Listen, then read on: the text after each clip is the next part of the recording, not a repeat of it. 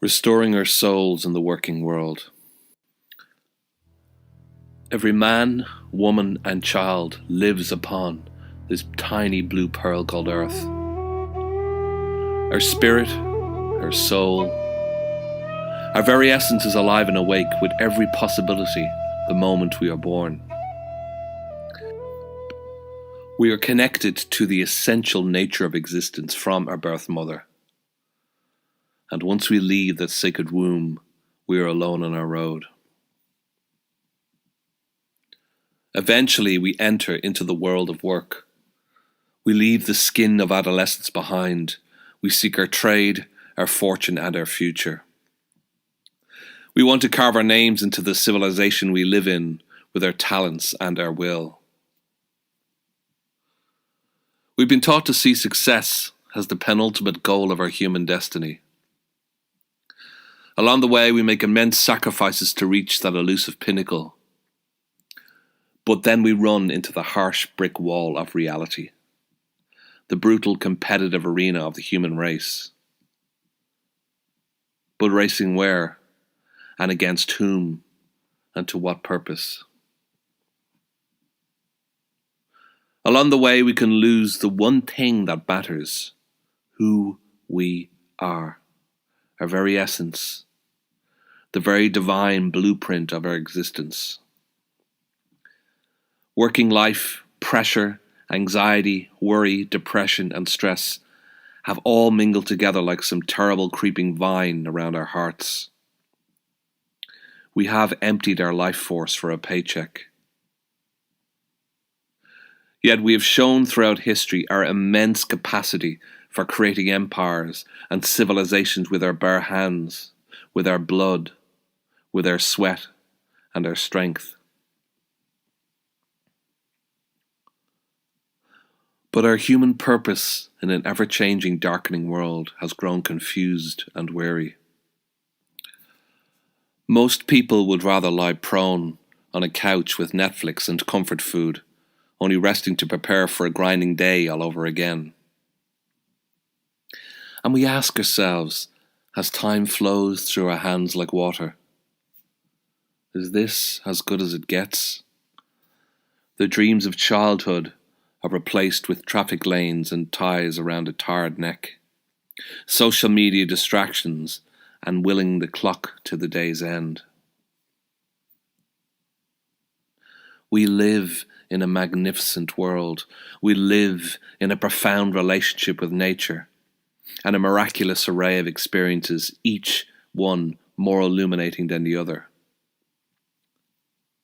Yet we trade that for 40 to 50 hours a week for currency.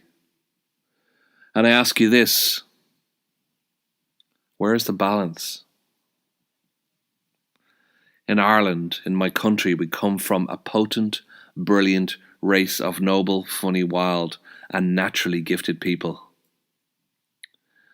Our troubled history has only shaped us to be stronger.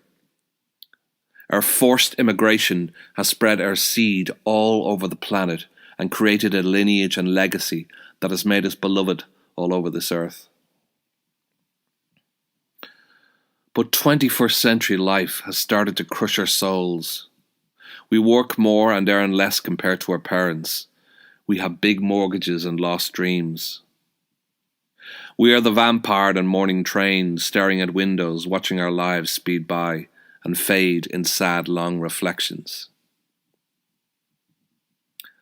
But yet, all is not lost. Our work is to find our life, but we are like a flower growing through the concrete of corporate existence. Our nature, our spirit, our imagination refuses to stop expanding and never stops growing all our lives. This is a poem about following the intuition of your soul. It's called Invictus.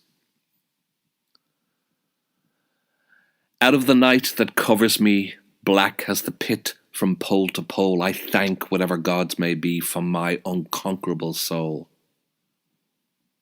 In the fell clutch of circumstance, I have not winced nor cried aloud. Under the bludgeoning of chance, my head is bloody, but unbowed. Beyond this place of wrath and tears looms but the horror of the shade, and yet the menace of the years finds and shall find me unafraid. It matters not how strait the gate, how charged with punishments the scroll. I am the master of my fate. I am the captain of my soul. This poem to me reflects the simple idea that we are, regardless of time and pressure, the potential masters of our own soul and destiny. But we paradoxically need to let go of the one thing we try to maintain, which is control. I see our soul like a blue whale moving under the storm of our chaotic mind, and is always there like a quiet, internal, perfect voice to truly show us the way home. But how do we integrate this voice, this instinct, this sixth sense into a new path for our weary lives? We seek this insane perfection but lose the poetry of now. The mythic traces of our beautiful story is always calling to us. Can we have our deepest calling served and somehow find freedom and somehow find peace in the ever-burdening demands of our working lives? All over this planet people toil. They build bridges, they sweat in mines, they erect enormous concrete towers. I was in New York just 2 weeks after 9/11. I seen the carnage, I seen the footage of the falling and the fallen. The molten wreckage of the towers was a silent, terrible grave, an immense wound for the world.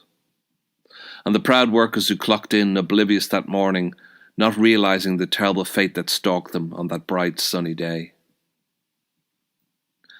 All the tender kisses and goodbyes that they would have given to their children and loved ones, unbeknownst to them that they were stepping into the subways and heading for eternity. What if this is your last working day? Have you been all you can be? Have you given your fullest service? Or sat resenting your position in life? Our gratitude is our freedom. How do we find that tightrope walk to be not filled with fear but amazement and abundance and awe when we begin our day? Have you truly taken time to look at those you work with? We are prone to judgment and resentment when we work so close and so hard with others. And the micro-dramas of our funny ways eventually cause tensions and pain builds up. We look at a tree, its misshapen branches, its knots and twists, its swollen roots breaking up the soil. Yet each tree is utterly unique. The way its branches reach into different directions and lengths and thicknesses and shapes. We see trees and most of us would agree that their beauty is their difference. We do not mock a tree for its imperfections. Yet here we are, judging others' flaws and temperaments. We too are like the trees, we all grow differently according to our life experience. When I lived in New York, I would take the subway in this, the river of humanity. Over 100 races and creeds and languages all working as one machine.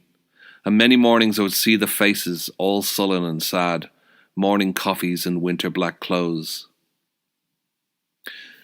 Who knew which person had an illness or bad news or a divorce or money struggle or wanted to die that day because they had just felt so low?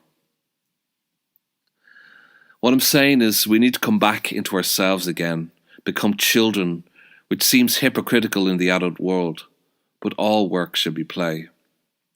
We play music, we play soccer, we play games, and the universe plays, and look at its work rate. Galaxies, solar systems, planets, rivers, trees, all that beauty done with seemingly no effort. Are we loving our work? Are we making it our passion? Can we transform pressure into alchemy?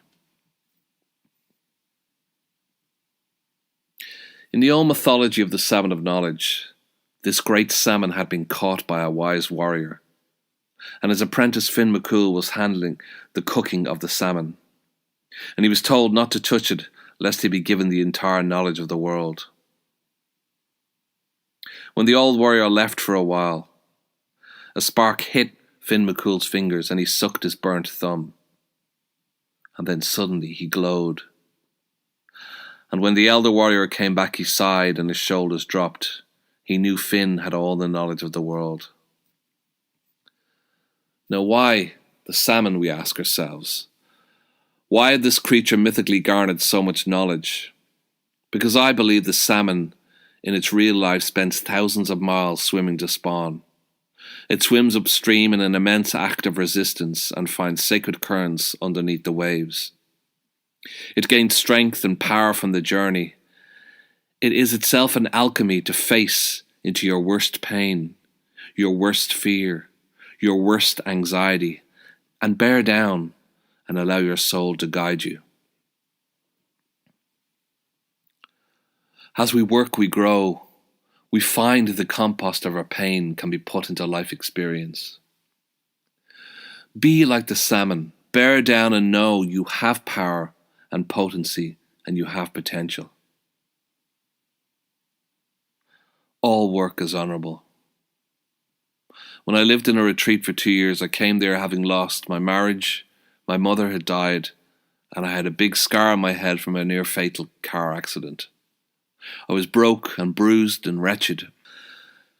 And for those years I was here, I walked, I wrote 300 poems, I chopped tons of wood, I watched. I felt the experience of the deepest of nature and the most profound intimacy with birds and horses and animals, when at times I wanted to die to myself. I was a river hungering for the ocean, yet I grew in strength both physical and emotional, but I also softened in the right places. With my own divine masculine, I became of service to my humble work, and the rhythm of the work saved me.